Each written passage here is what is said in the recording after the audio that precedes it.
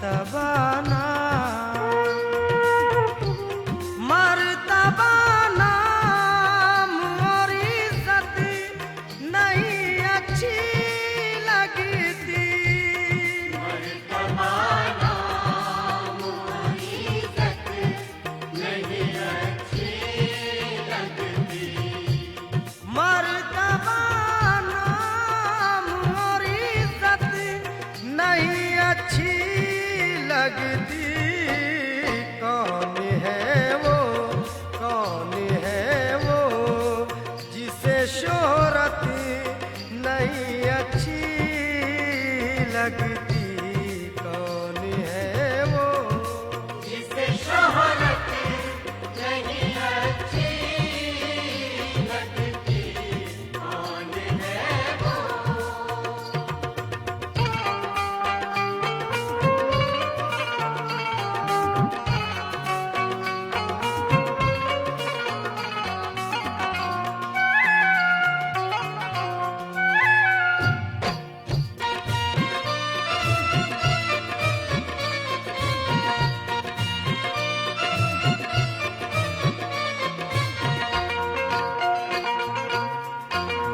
हमको ये आपकी आदत नहीं अच्छी लगती।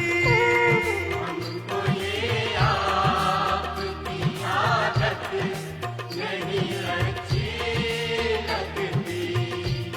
हमको ये आपकी आदत नहीं अच्छी लगती। प्यार के प्यार के वक्त शिकायत नहीं अच्छी लगती। प्यार के बाद शिकायत नहीं अच्छी लगती। प्यार के बाद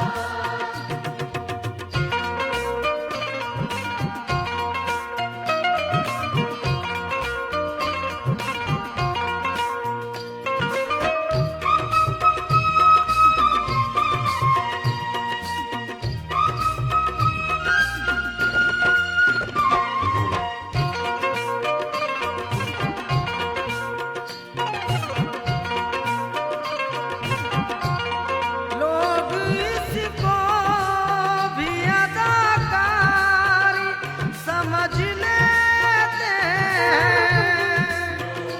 इसको भी अदाकार समझ लेते हैं। लोग इसको भी अदाकारी समझ लेते हैं। हद से ज्यादा, हद से ज्यादा भी शराफत नहीं अच्छी लगती। हद से ज्यादा शराफत नहीं अच्छी लगती। हद से ज्यादा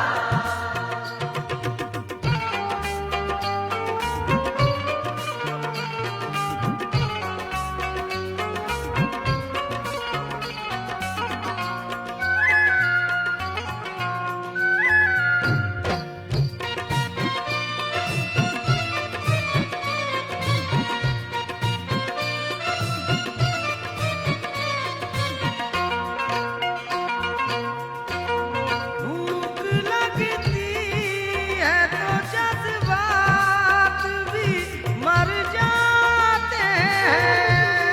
भूख लगती है तो जज्बात भी मर जाते हैं। भूख लगती है तो जज्बात भी मर जाते हैं।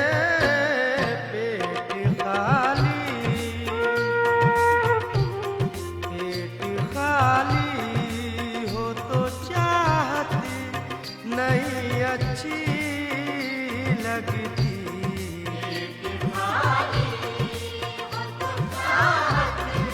नहीं अच्छी लगती।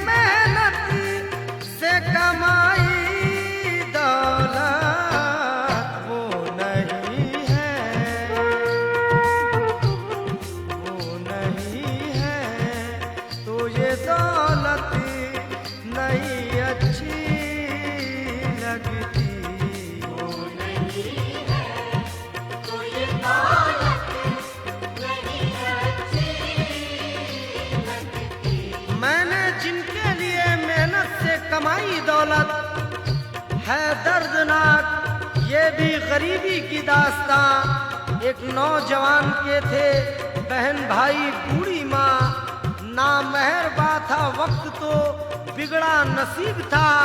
ये खानदान शहर में सबसे गरीब था। एक रोज नौजवान को आया यूं ही ख्याल, परदेश जाके अपना दिखाऊं मैं कुछ कमाल। फिर कर लिया इरादा कि मेहनत करूंगा मैं, दौलत कमा के माँ की भी खिदमत करूंगा मैं। उजड़े हुए से घर को मैं गुलशन बनाऊंगा, भाई को राजा बहन को दुल्हन बनाऊंगा। रोजी के वास्ते वो वतन से निकल गया, जैसे कि फूल चमन से निकल गया। मायूसियाँ थी और अंधेरों का था सफर, लेकिन वो नौजवान की उजालों पे थी नजर।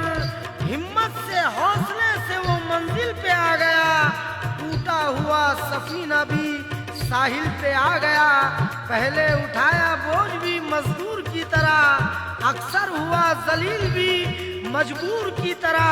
फिर रफ्ता रफ्ता काम निकलता चला गया, दुश्वार रास्तों में संभलता चला गया।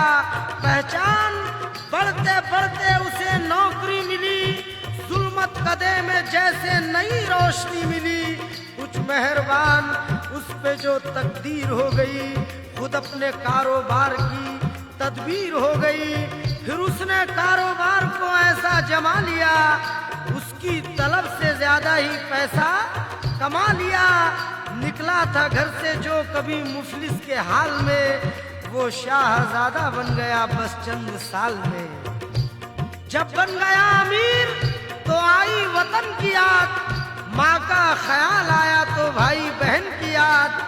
जब घर को लौटने लगा वो लेके मालो जर, तब उसको रास्ते में मिली ये बुरी खबर कि उसके वतन में कुछ बुरे हालात हो गए, खुद उसके शहर में ही फसादात हो गए।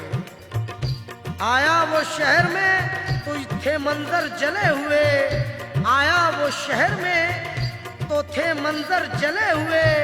आंखों में उसकी देखे कई घर जले हुए, आंखों में अश्क थे तो जिगर हो गया था चाक। खुद उसका घर भी हो गया शोलों में जल के खाक। माँ भी बहन भी भाई भी शोलों में जल गए, अरमान उसके जितने थे अश्कों में ढल गए। जो हाथ उसने सोचा था जन्नत बनाएंगे, क्या थी खबर अजीजों की तुरबत बनाएंगे। क्या जाने किस तरह वो ये सदमा भी सह गया, दौलत को डाला आग में और रो के कह गया, मैंने जिनके लिए मेहनत से कमाई दौलत, मैंने जिनके लिए मेहनत से कमाई दौलत, मैंने जिनके लिए मेहनत से कमाई दौलत, वो नहीं है तो ये दौलत नहीं अच्छी लगती। वो नहीं है तो ये दौलत नहीं अच्छी लगती। वो नहीं है तो ये दौलत नहीं अच्छी लगती। वो नहीं